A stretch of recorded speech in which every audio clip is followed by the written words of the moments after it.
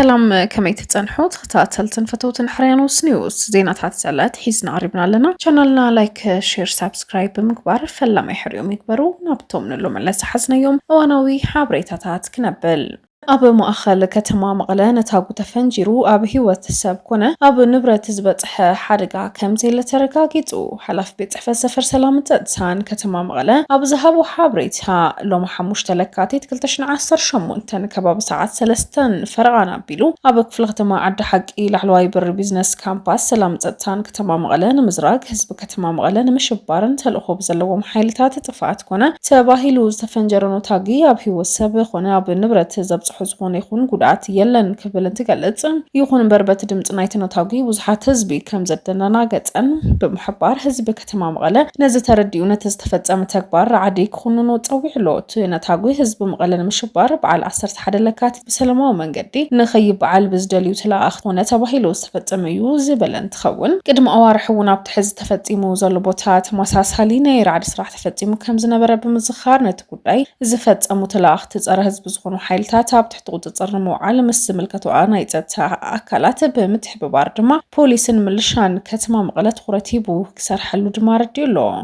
نتزقات أما فنجانو تاقو سعيبو هابهي والساب كونه نبرات جنز خوني خون زقات أم حارقا إلان حبرت سبنا استردي دما ترقاقيعو كبابيو كحلو كامز قباب محبار زرزرا فتات ما تفنجارن فتسامتون زملكات جن ملو متراي تاقير مسود على خامز قبر دما آرديلو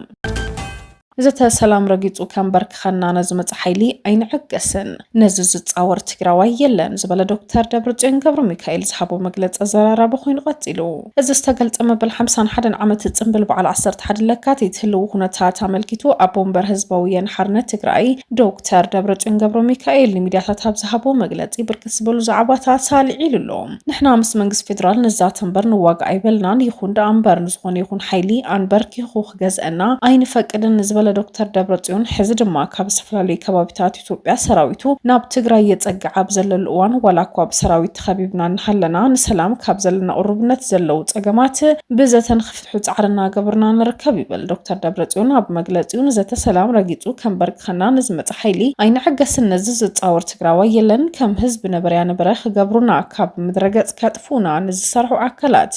ኢድና አጥፍና ኮፋይን ብለን ናትና ምድላው ድማ ከምቲ ኣብ 2013 ዓመተ ምረት ሃይኮነን ክብል ተሰሚዑ ዘሎ ኣብ ሞዳታውን ተጸገም ብዛ ተኽፍታሕ ተዘኪሉን ህልውና ናኽንብል ክግበር ዝግብኦ ነገር ክንገብር ክንግደዲና ክብል ዘፍለጠ ዶክተር ደብረጽዮን ገብረ ሚካኤል ብርክት ዝበሉ ዛዕባታት ብምልዓል ድማ ዘራራብነቱ ዝቀጸለ እዩ መንግስት ፌደራል ከም ቀደም ኣይኮነን ቴክኖሎጂ ተጠቂመ ከካብ ዘለዎም ክብጥሶም የናበላ በአደባባይ ከፈረረሕና ይፍትን አሉ ክብል አቦ መንበር ህዝባዊ ወያነ ሓርነት ትግራይ ዶክተር ደብረጽዮን ገብረ ሚካኤልን ተዛረበ መንግስት ፌደራል قدم حزي بقال طرح حزب حسوز نبره وعلى بريتوريا حزب ما بتكبر نافرسو يركب بموبايل يزقلت بوانانت تخصدون خبل زدنقلو على بريتوريا بعلي كم زطحسو انت قلت ان حزب تግራይ كدقوميه بزبل فخره حزون تنكو ساتات يقتلهالو زبل انتخون حزب تግራይ حق منغستين خبرلو جزاتاوي حدነት تግራይ كرغاغطلو تمزابلتن خملسو بستفلالي منገድታት ዝገለጽ انتخون كم ود بن حوحتن ون نستفلالي محبرسب عالم بفلاين حبرت أفريقيا لعلي 10 دبدابيታት ሊኢኹ ዘሎም ዶክተር ደብረጽዮን አባተ ገብራ ውዕለ ፕሪቶሪያ መልኪቱ ገምጋም ንኽግበር ካብ ሕብረት አፍሪካ ብተወሰኺን ሕብረት አፍሪካ ውን ደብዳቤታት ኣሳስ 6 ደብዳቤ ካብ ውድብ ሕወሓት ከም ዝተጻሕፈ ዝገለጸ ይኹን ዳንበር መንግስት ፌደራል ከም ቀደም ኣይኮነን ቴክኖሎጂ ተጠቂመ ከካብ ዘለዎ ክብጥሶ የናበለ ካብ አደባባይ ከፈራርሐና ይፍትናሉ ክብል መንግስት ፌደራል ኣብ ልዕሊ ሕወሓት መፈራርሒ ልእኽ ከም ዘሎ ገሊጹ በመቀጻል ውን ሃገራዊ መረጻ ቦርድ ኢትዮጵያ ካብ ዝሃቦ ግዜ ገደብ መስራቲ ጉባኤ ተኻይደን ብዝብል ጥሕሰት ሕጊ ሕጋውነት ውድብ ሕወሓት ካብ ግንቦት 6 2017 ዓ.ም ጀሚሩ ከም ዝሰርዞ ዝዝከር እዩ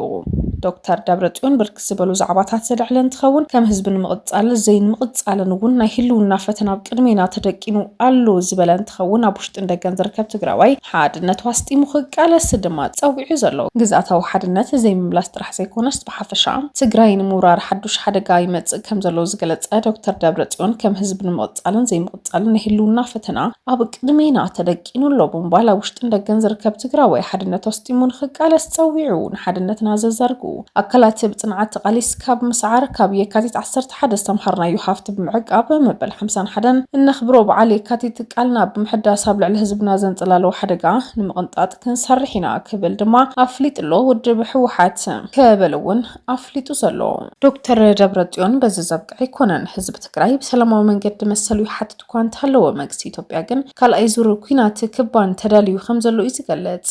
ኣብ ዝሓለፈ 3 ዓመት ዝነበረ ተጸራሪ ሰላም እንትውዕል ሰላም ፕሪቶሪያ ህዝቢ ትግራይ ብጥሜትን ብጻዕምን ህዝቢ ትግራይ ብጥሜትን ሕማም በሰላሕታ ይጸነት ከም ዘለውን ኣብ ዝሕዚ እዋን መንግስቲ ፌደራል ኣብ ሓዱሽ ሓደጋ ኩናት ዘእቱ ኩነታት ከም ዝተፈጥረ በዚ ድማ ብዳግመ ክባን ዕፅዋን ብምእታው ኣብ ልዕሊ ህዝቢ ሓደጋ ህልውናን ድሕንነትን አንጸላልዩ ከም ዘለውን ኣብ ዝሓለፈ ጽንተታዊ ኩናት መሰረተ ልምዓት ትግራይ ዓንዩ ድኽነት ተጋፊሑ ኣሎ ዝበለ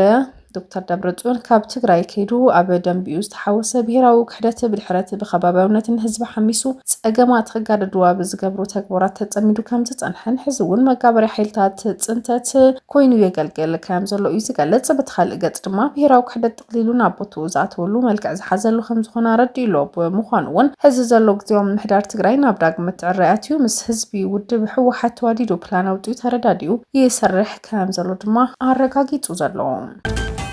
ቤት ጽሕፈት ሰላም ጸጥታን ክልል ኣምሓራ ብዘውፅኦ ወግዓዊ መግለጺ ኣብ ክልል ኣምሓራ ብዝካየድ ዘሎ ወተሃደራዊ ጎንፂ ምስ ሻዕብያ ዝግበር ዘሎ ውግእ ምዃኑ ኣፍሊጡ ቤት ጽሕፈት ብመንገዲ መርበብ ሓበሬቱ ኣብ ዘመሓላልፎ መልእኽቲ ነቲ ኣብ ክልል ኣምሓራ ይኹን ኣብ መላእ ኢትዮጵያ ዝካየድ ዘሎ ኩናት ካብ ወተሃደራዊ መምርሒ ክሳብ ናይ ሎጂስቲክስ ስንቂ ብምቕባል ዝመርሖ ዘሎ ብሻዕብያ ዝምራሕ ናይ ኣስመራን መቐለን ሓይልን እዩ ዝበለ እንትኸውን ህዝቢ ኢትዮጵያ ብሓፈሻ ህዝቢ ክልል ኣምሓራ ብፍላይ ምንጪ እቲ ጎንፂ ብንጹር ክርዳእን ምስ ሻዕብያ ንዋጋእ ኣለና ክብል ድማ ኣፍሊጡ መግለጽ ቤት ጽሕፈት ሰላም ጸጥታን ክልል ኣምሓራ እቲ ወልቃይትን ጸለምትን ራያን ምውራር ዝህንጠ ዘሎ ናይ ኣስመራን መቐለን ሓይሊ ንዕጡቕ ሓይሊ ፋኖ ፍሉይ ተልእኮ ሂቡ ከም ዘሎ ብምግላጽ ኣብ ውሽጢ ሃገር ጎንፂ ብምፍጣር እቲ ናይ ዶባት ክኸይድ ዝግብኦ ሰራዊት ኢትዮጵያ ኣብ ውሽጢ ሃገር ተወጢሩ ከም ዝተተሓዘን ብምግባር ናብ ሻዕብያን ሕወሓትን ሓይሊ ብዘየጸግም ናብ ወልቃይት ዝኣትውሉ ዕድል ንምፍጣር ይሰርሕ ኣሎ ክብል እዩ ከሲሱ ዘሎ ህዝቢ እቲ ዝካየድ ዘሎ ውዲት ተረዲኡ ምስ መንግስትን ሰራዊትን ምክልኻል ሃገር ክስለፍ ጻውዒ ዝቐረበ እቲ ቤት ጽሕፈት ጉጅለ ህግደፋ በዘይ ወግዓዊ ኩናት ኣትዩ ከም ዘሎ ብምግላጽ እዚ ከምዚ ኢሉ እንከሎ ላዕለዋይ ሓላፊ ሰብኣዊ መሰላት ሕቡራት ሃገራት ኣብ ትግራይ ናወስኸ ዝኸይድ ዘሎ ውጥሪ ካድኣት ሓሳሲቡ ላዕለዋይ ኮሚሽነር ሰብኣዊ መሰላት ሕቡራት ሃገራት ቮልከር ቱርክ ኣብ ቃላቱ ኣብ ክልል ትግራይ ተኸሲቱ ዘሎ ስጋት ጸጥታ ሰብኣዊ መሰላት ተሓሳሳቢ እዩ ክብል ብምግላጽ ኩሎም ወግናት ነቲ ወጥሪ ንምህዳት ተዛማዲ ሰላም ንምፍጣር ህጹጽ ስጉምቲ ክወስድ ጸዊዑ ዘሎ ተኸታተልትን ፍተውትን ቻናልና ሎም ዕለ ዝሓዝነዮም እውናዊ ሓበሬታታት እዚኦም ይመስሉ ነይሮም ተመሊስና ብካልኦት እውናዊ ሓበሬታታት ክንረኸብ ኢና ቻናልና ላይክ ሼር ሳብስክራይብ ብምግባር ፈላማይ ሕርዮም ይግበሩ